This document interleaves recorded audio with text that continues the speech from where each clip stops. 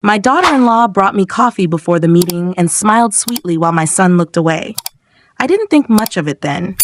At the time, it felt like a small kindness, almost thoughtful. What I didn't know was that a few minutes later, a simple accident would stop me from drinking something meant to silence me forever. I'm glad you're here. Stay with me until the end, and let me know where you're watching from. This is not an easy story to tell, but it's one I need to tell carefully. The meeting was scheduled for 10 o'clock that morning in a downtown office building I'd only been to once before. 12 stories of glass and steel, the kind of place that smells faintly of carpet cleaner and burnt coffee. My son had insisted on driving me. He said parking was difficult, and I shouldn't worry myself at my age. I was 71 then, recently widowed, still learning how to breathe in a house that felt too quiet.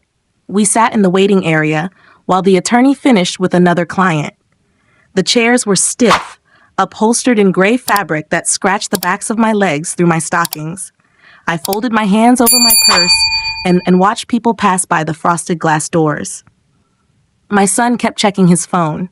He didn't look at me once. That was when my daughter-in-law returned from down the hall, holding a paper cup with a plastic lid. "I thought you might like some coffee," she said, her voice light, almost cheerful. "You didn't have breakfast." She remembered how I took it. No sugar, a splash of milk. I remember thinking that was nice of her. I even smiled back. The maid came in right behind her. A young woman I'd never seen before, wearing a plain navy uniform. She looked nervous, her eyes darting around the room as if she'd taken a wrong turn. As my daughter-in-law handed me the cup, the maid bumped into her arm. The coffee spilled. It splashed across the floor and onto my sleeve, hot enough to sting, but not enough to burn. The maid gasped and dropped to her knees immediately, fumbling for paper towels. Her hands were shaking so badly she could barely hold them. "I'm so sorry," she kept saying. "I'm so sorry, ma'am." My daughter-in-law froze, just for a second, long enough that I noticed. Then she laughed softly and said it was fine. Accidents happen. She took the cup from my hand and set it on a side table, untouched now. My son stood up abruptly. "We should get you cleaned up, Mom," he said, still not meeting my eyes. I nodded. I didn't argue. I followed the maid into the restroom, where she helped me rinse my sleeve under cold water. Up close, I could see tears pooling in her eyes. She wouldn't look at me. When she apologized again, her voice cracked. "It's all right," I told her. "You didn't hurt me." She looked at me then, just for a moment. There was something in her expression I couldn't place at the time. Fear, maybe, or relief. By the time we returned, the attorney was ready for us. Fresh documents were laid out neatly on the table. A pen rested on top, positioned carefully, as if waiting. My daughter-in-law offered to get me another coffee. I said no. My hands felt cold. I told myself it was nerves. I didn't know then that if I had taken another sip, I might not have been sitting in that chair at all.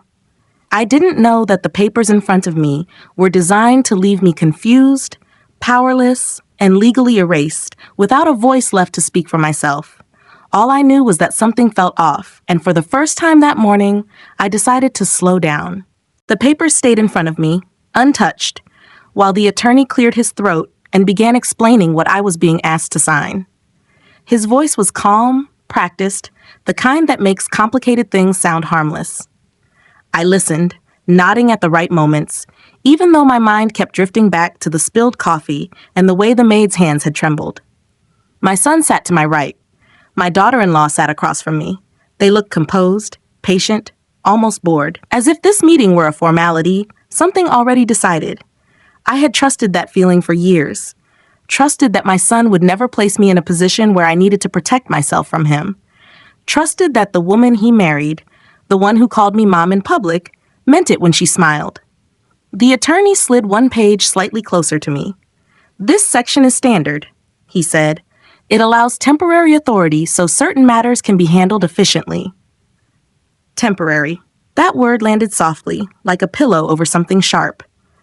I glanced down at the page. The letters seemed smaller than usual, the lines closer together. I adjusted my glasses and leaned in. My daughter-in-law reached for the pen and rotated it so it pointed directly toward my hand. "Just sign here," she said gently. "We'll take care of everything else." I thought of my house then. The small white one with the blue shutters, the one my husband and I bought 38 years ago. The creak in the hallway floor, the oak tree out back that dropped leaves every October, no matter how often he raked. I thought of the bank statements I still balanced by hand, the way he taught me, even after online banking became a thing. I had never needed anyone to take care of everything else. "I'd like a moment," I said. The room shifted, just slightly. My daughter-in-law's smile tightened at the corners. My son exhaled, slow and heavy, as if inconvenienced. "Of course," the attorney replied. He pushed his chair back and stepped out, closing the door behind him. Silence settled in the room. My son finally looked at me then, not with concern, not with anger, with something flatter, detached. "Mom, this is just paperwork," he said. "You're making it harder than it needs to be." "I'm reading," I answered. "You don't need to understand every detail," my daughter-in-law added. "That's why professionals exist." I traced a finger down the page. Authority, control, medical decisions, financial decisions. The words blurred together, but the pattern beneath them felt wrong, like a rug pulled too neatly over something broken. "I thought this meeting was about simplifying things," I said quietly. "It is," she replied quickly, "for all of us." That was when I noticed something else. The attorney's briefcase, still sitting in the corner. Closed, unlocked. The maid must have passed it earlier when she came in with her cleaning cart. I remembered the way she'd looked at me in the restroom, the way she'd held my sleeve as if she needed to be sure I was real. My hands rested in my lap. Steady. I realized then that no one in that room was rushing me for my sake. "I won't sign today," I said. My son's jaw tightened. "Mom." "I won't sign today," I repeated. The door opened a moment later, and the attorney returned, his expression neutral. I slid the papers back toward him. "I need time," I said. "I'll review these with someone of my choosing." No one argued. Not out loud. We left the building shortly after. In the elevator, my daughter-in-law stood very still, her arms crossed. My son stared at the numbers as they descended. Neither of them spoke. Outside, the air felt colder than it should have for early spring. As we walked to the car, I glanced back at the building one last time. I didn't know yet what had almost happened to me, but I knew this much. Whatever they thought that meeting would accomplish, it hadn't ended the way they planned. That night, I didn't sleep. I lay in my bed listening to the familiar sounds of my house settling, the ticking clock in the hallway, the hum of the refrigerator kicking on and off. Everything was the same as it had been for years, yet I felt as though something invisible had shifted beneath me. Like standing on solid ground and realizing too late that it was thin ice. The next morning, my son didn't call. Neither did my daughter-in-law. That silence told me more than any argument could have. I made my usual breakfast. 1 slice of toast, half a banana, black tea instead of coffee. My hands were steady, but my appetite was gone. I kept replaying the meeting in my mind, not the papers, but the people. The way my daughter-in-law had angled the pen toward me. The way my son had spoken, not like a son reassuring his mother, but like someone managing a problem. By late morning, I decided to do something I hadn't done in years. I pulled out the old filing cabinet in the guest room, the one my husband insisted we keep organized just in case. Inside were folders labeled in his neat handwriting: insurance, property, wills, medical records. I sat on the floor and went through them one by one. That was when I noticed it. A copy of a document I didn't remember signing, dated months earlier. Not the same as what I'd seen at the meeting, but similar enough to make my chest tighten. It granted limited authority for emergency assistance. I remembered my daughter-in-law bringing it over one afternoon, saying it was hospital-related, something routine after my fall last winter. I had signed without my glasses on. I folded the paper carefully and placed it back where I found it. I didn't panic. Not yet. Panic wastes time, and I had learned long ago that time is the one thing you never get back. In the afternoon, I drove myself to the grocery store. I needed air, movement, something normal. As I loaded my bags into the trunk, I noticed someone standing a few spaces away. The maid. She was wearing a jacket instead of her uniform, her hair pulled back loosely. For a moment, we just stared at each other. Then she walked over, her steps hesitant. "Ma'am," she said softly, "I hoped I'd see you." I didn't answer right away. I studied her face, the same fear I'd seen the day before still there, but mixed with resolve. You didn't spill that coffee by accident, I said. She swallowed hard and shook her head. No. We sat in my car with the doors closed, the grocery bags forgotten. She told me she worked part-time for the building management company, filling in wherever needed. She'd been instructed to deliver coffee to the waiting area earlier that morning, then told to make sure it didn't reach me. I was scared, she admitted, but I couldn't let it happen. I didn't ask what had been in the cup. I didn't need to. She told me my daughter-in-law had spoken to someone in the hallway before the meeting, had mentioned that everything needed to go smoothly, that I was confused lately and shouldn't be making decisions on my own. Confused. The words sat heavy between us. When she finished, I thanked her. She nodded, tears in her eyes, and stepped out of the car without another word. I drove home slowly, my hands firm on the steering wheel. By the time I pulled into my driveway, the picture was clear enough to hurt.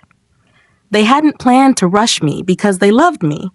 They'd planned to rush me because they were afraid I might notice. And now that I had, I understood something important.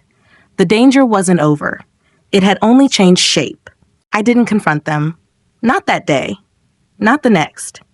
I went about my routine as if nothing had changed. I watered the plants on the back porch. I folded laundry and watched the afternoon news with the volume low. If anyone had been watching me, they would have seen a quiet old woman settling back into her life. That was exactly what I wanted them to see. 2 days later, my daughter-in-law called. Her voice was sweet, almost concerned. She asked how I was feeling, whether I'd rested after the meeting. She said the attorney was flexible and could reschedule any time. I just worry about you being overwhelmed, she said. You shouldn't have to handle these things alone. I thanked her. I told her I was fine. I said I'd let her know. After I hung up, I sat very still for a long time. Then I made another call. This one wasn't to family. The man I spoke to had been my husband's friend for over 30 years. A quiet attorney who handled things carefully and never rushed. When I told him I needed help reviewing some documents, he didn't ask why. He just told me to bring everything I had. The next morning, I laid the papers out on his desk, the unsigned documents from the meeting, the older form I'd found in my filing cabinet. He read in silence, his brow furrowing more with each page. When he looked up at me, his voice was low. Do you understand what these would have done if you'd signed? I understand enough, I said. He nodded slowly. They would have stripped you of control over your finances and medical decisions. Completely. Legally. I felt the words settle into my bones. Not fear. Something colder. Could they do this without my consent? I asked. Not if you're competent and protected, he replied. But they were laying the groundwork to argue otherwise. Confused. Incapable. Vulnerable. He showed me where the language shifted, where temporary became indefinite, where assistance became authority. He didn't dramatize it. He didn't have to. I left his office with copies, notes, and a plan. That afternoon, I stopped by my son's house. I hadn't told him I was coming. My daughter-in-law answered the door, surprise flickering across her face before she covered it with a smile. We were just talking about you, she said. I believed her. I sat at their kitchen table while she poured iced tea. I asked about their work, their weekend plans, small things that didn't matter. My son joined us, cautious but polite. I spoke to another attorney, I said casually, just to understand my options. The room went quiet. My son's fingers tightened around his glass. My daughter-in-law's smile didn't fade, but her eyes hardened slightly. You didn't need to do that, she said. We're already handling everything. I know, I replied. I just wanted peace of mind. They exchanged a glance they thought I wouldn't notice. That night, I reviewed my accounts. Every one of them. I changed passwords. I added alerts. I moved copies of important documents out of the house and into a safe deposit box under my name alone. I also rewrote something else. Not in anger, not for revenge, with clarity. By the end of the week, the woman they believed they were quietly managing no longer existed. In her place was someone they hadn't accounted for at all. They thought I was slow because I was silent. They were wrong, and soon they were going to find out exactly how wrong they'd been. By the following Monday, the pressure started. It came quietly at first. A missed call from my son during breakfast. A text from my daughter-in-law reminding me about unfinished paperwork. Another message an hour later, asking if I'd eaten, if I was feeling all right, if I was confused about the schedule. I replied politely, briefly. I thanked them for their concern and said I was taking care of things. That seemed to unsettle them more than silence ever could. On Wednesday, my son showed up at my house unannounced. I saw his car pull into the driveway from the kitchen window. I didn't rush to the door. I finished rinsing my cup, dried my hands, and walked over at my own pace. He looked tired, irritated, older than I remembered. "Mom," he said, stepping inside without waiting to be invited. "We need to talk." I nodded and led him to the living room. I didn't offer coffee. He sat forward on the couch, elbows on his knees. "You've been distant," he said, "after everything we've been trying to do for you." "For me," I repeated. "Yes," he said quickly. "You can't manage everything on your own anymore. We're just trying to make sure you're protected." Protected. That word again. "I am managing," I said. "Quite well." He frowned. "You spoke to another lawyer?" I did. "You didn't trust the one we found?" "I trust myself," I answered. His jaw tightened. "This doesn't have to be complicated." "It already is," I said calmly. "You made it that way." He stood up and began pacing, running a hand through his hair the way he used to when he was a teenager and didn't get his way. "You're reading too much into this. You've always done that." I looked at him then, really looked. The boy I raised was still there somewhere, but he was buried under impatience and something sharper, something learned. "I won't be signing anything," I said. "Not now, not later." He stopped pacing. "You can't just refuse." "I can," I said, "and I have." He left shortly after, his goodbye stiff and hollow. That evening, my daughter-in-law called. She didn't pretend this time. Her voice was tight, controlled. She said delays could cause problems. She said certain arrangements depended on cooperation. "I don't respond well to pressure," I told her. "You should know that by now." There was a pause on the line. Then she said, "We only want what's best." "I know," I replied. "So do I." After that, I moved faster. I updated beneficiaries. I adjusted access. I documented everything. Dates, conversations, copies of messages, nothing dramatic, just thorough. I also returned to the office building downtown, not for another meeting, just to walk through the lobby. I saw the maid again near the elevators. She didn't approach me this time, but when our eyes met, she gave a small nod. That was enough. By the end of the week, the calls stopped. They were waiting. So was I. Because when people believe they've almost succeeded, they tend to make mistakes. They grow careless. They reveal themselves. And I had no intention of stopping them. I intended to let them finish showing me exactly who they were. The quiet didn't last. A week after the call stopped, I received an envelope in the mail. No return address. Inside was a neatly typed letter, unsigned, explaining that delays in decision-making could create serious complications for my future care. It mentioned timelines, contingencies, and the importance of cooperation. It didn't threaten. It didn't need to. I read it once, then folded it and placed it in a drawer with the others. That same afternoon, my bank called. The woman on the line was polite, professional. She said there had been an inquiry about adding an additional authorized user to one of my accounts. She wanted to confirm before proceeding. I thanked her for checking. I said no changes were authorized. Her tone shifted slightly, warmer now. "I thought so," she said. "I just wanted to be sure." After I hung up, I sat at the kitchen table for a long time, my hands wrapped around a glass of water. They weren't waiting anymore. They were moving. 2 days later, my son texted to say he'd scheduled another meeting with the attorney. He said it was important. He said everything would be easier if I just came in and signed. I replied with a single sentence, "I won't be attending." There was no response.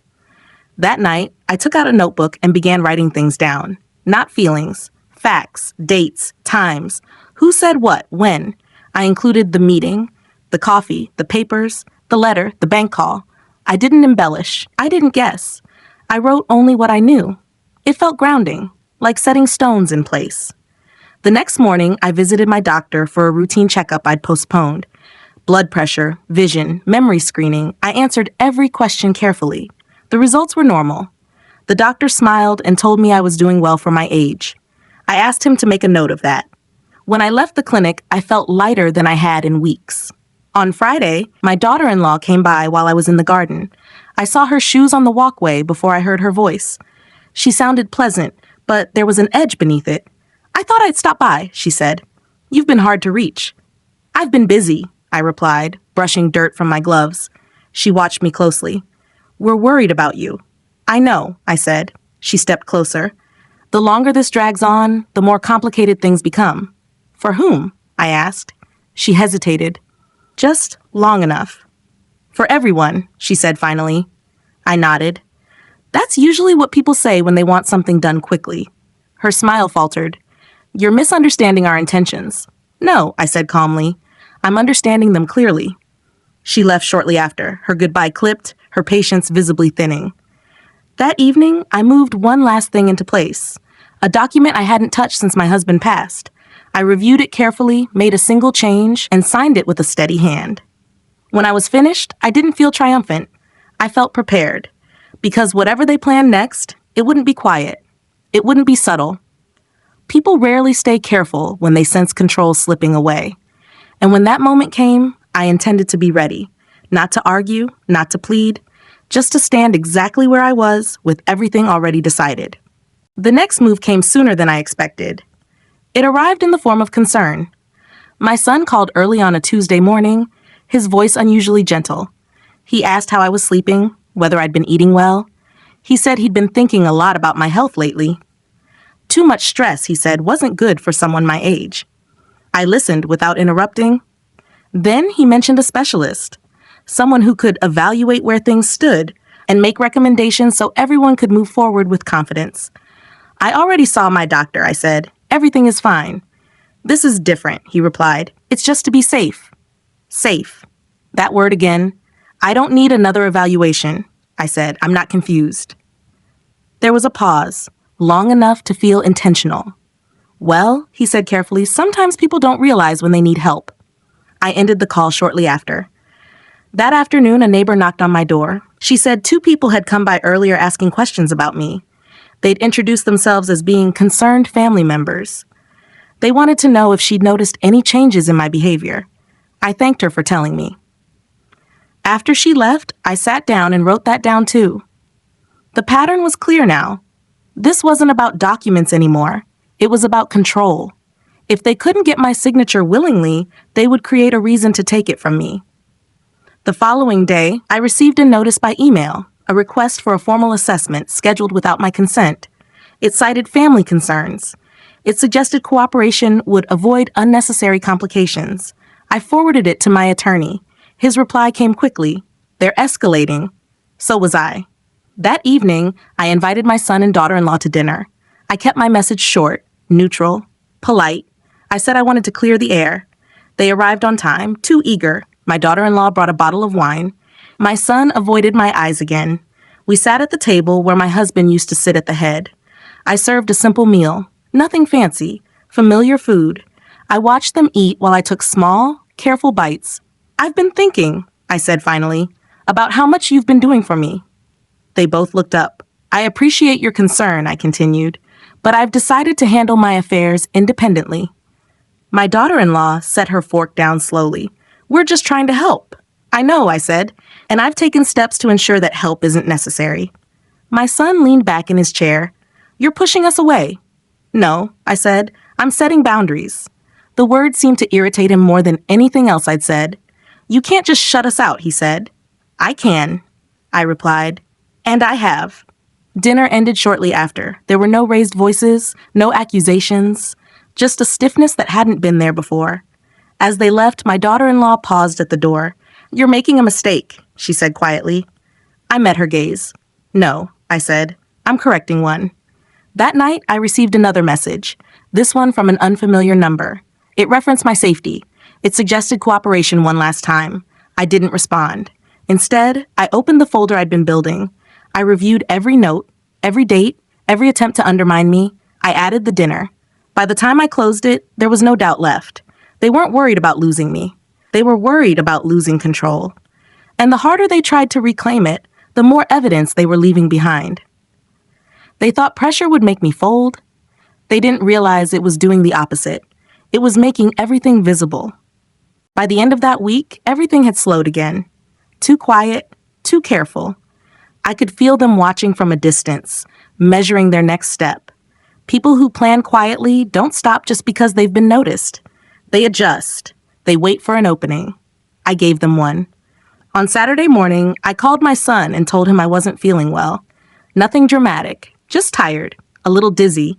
I said maybe he was right about stress. I said maybe I needed help sorting things out. He arrived within the hour. My daughter-in-law came with him. They sat across from me in the living room, their posture relaxed for the first time in weeks. My son spoke softly, reassuringly. My daughter-in-law nodded along, offering water, offering concern. I hate seeing you like this, my son said. We just want to make sure you're taken care of. I know, I said. My voice was steady, even gentle. I think I've been overwhelmed. Something shifted between them. Relief. Confidence. We can reschedule the meeting, my daughter-in-law said, just to finalize things. No pressure. I smiled. That might be best. They didn't hide their satisfaction. After they left, I sat alone for a long time. My hands didn't shake. My heart didn't race. I felt clear. That afternoon, I met with my attorney. I told him exactly what I'd said to them. He didn't smile, but his eyes sharpened. Good, he said. Let them think you're stepping back. We reviewed the documents again. This time, he showed me something new.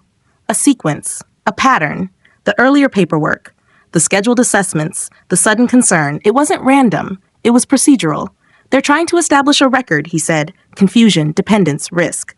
I nodded. I'd already come to the same conclusion. He helped me prepare quietly. Affidavits, medical statements, updated directives, each one precise, each one signed when I was calm, alert, and documented as such. No drama, just structure. 2 days later, the invitation arrived. Another meeting. Same office. Same attorney. A sense of urgency woven carefully into the language. I accepted. I told my son I'd be there. He sounded relieved, almost grateful. That night, I slept better than I had in months. The morning of the meeting, I dressed carefully, neutral colors, comfortable shoes. I ate breakfast. I drank water. No coffee. Before I left, I placed a folder into my bag. It wasn't thick. It didn't need to be. At the office, the waiting room looked exactly the same. Gray chairs, frosted glass, the smell of old coffee. My daughter-in-law arrived smiling. My son avoided my eyes. The attorney greeted us all and gestured toward the conference room. As we took our seats, I placed my bag beside my chair and rested my hands on the table. No one noticed the difference. Not yet. They thought this meeting was the end of something. They believed they had brought me back into position. What they didn't understand was that everything they'd done, every call, every message, every attempt to hurry me, had already been documented, verified, and secured. I wasn't there to sign away my voice. I was there to make sure it could never be taken again. And this time, I wasn't alone. The turning point didn't announce itself. There was no confrontation, no dramatic message, no final argument. Instead, things began to reverse quietly, almost imperceptibly. One morning, I received a notice that an automatic payment had failed. The account number was correct. The balance was sufficient. Someone had attempted to reroute it. The change hadn't gone through, but the attempt had been made. I made a call. I confirmed everything. I asked a single question: who had initiated the request? The name didn't surprise me. After that, I stopped waiting. I gathered every record I had organized over the past weeks and scheduled one final meeting with my attorney. We didn't speculate. We didn't accuse. We simply laid everything out in order: dates, requests, documents, attempted changes. Patterns are powerful when they are allowed to speak for themselves. She reviewed it all without comment, then looked up at me. "You've done exactly what you should have," she said. We filed formal notices, not complaints, not charges, notices. Clear statements that I was aware, alert, and represented. Copies were sent where they needed to go. Banks, offices, institutions that respond to documentation, not emotion. That afternoon, my daughter-in-law called for the first time in days. Her voice was careful, measured. She asked if everything was all right. She said there had been some confusion with accounts. She said she hoped I wasn't upset. "I'm not confused," I said, "and I'm not upset." There was a pause on the line. "I'm informed," I continued. She didn't respond right away. When she did, her tone had changed. She said we should probably let lawyers handle things from now on. I agreed. My son didn't call that day, or the next. Instead, I received an email from a different law office requesting confirmation that I was represented. The message was neutral, professional. It meant one thing: they had realized I was no longer unguarded. I forwarded it to my attorney and went about my day. There was a strange calm in knowing the rules had shifted. Not in my favor necessarily, but out in the open. No more whispers, no more urgency disguised as care. Later that week, I received a letter confirming that previous documents were void. Unsigned, unenforceable. It was brief, final. I placed it in my folder and closed it carefully. That evening, my son showed up again. This time, he didn't step inside. He stood on the porch and spoke quietly. He said things had gone further than he expected. He said he didn't think it would look like this. I listened. I didn't want to hurt you, he said. I believed him. That didn't change anything. You didn't protect me either, I said. He nodded slowly, as if that truth had finally reached him. He didn't argue. He didn't apologize. He just stood there, hands in his pockets, unsure of what to say next. When he left, I didn't feel satisfaction. I felt closure beginning to take shape. Inside, I poured myself a glass of water and sat at the table. I thought about how easily silence can be mistaken for weakness. How many times I had been underestimated because I didn't react the way others expected. But clarity doesn't need volume, and strength doesn't need witnesses. What had been planned quietly had been stopped quietly, and that was enough. After that meeting, everything changed without anyone saying it out loud. My son stopped calling altogether. Days passed, then weeks. When he finally did send a message, it was short and formal, asking only if I was doing okay. There was no mention of paperwork, no urgency, no concern about timelines. My daughter-in-law was quieter still. No visits, no check-ins. Just a careful distance that hadn't existed before. They were recalculating. I didn't fill the silence. I let it stretch. Instead, I focused on finishing what I'd already started. I met with my attorney again, this time without interruption. We reviewed my estate line by line. Assets, accounts, authority. I made my decisions slowly, deliberately, without pressure. Every signature I placed was mine alone. I also updated my medical directives, clearly stating who could speak for me and under what conditions. No ambiguity. No room for interpretation. Copies were distributed where they needed to be and stored where they couldn't be touched. When it was done, I felt no rush of relief, just calm. One afternoon, my son came by unannounced. I saw his car in the driveway and felt nothing rise in me. No fear, no anger. I let him knock twice before I opened the door. He looked uncomfortable standing there, hands in his pockets, eyes flicking past me into the house. I just wanted to check on you, he said. I'm fine, I replied. Come in if you like. He sat at the edge of the chair this time, not the couch. He didn't settle in. We didn't mean for things to get complicated, he said. They usually do when people stop being honest, I replied.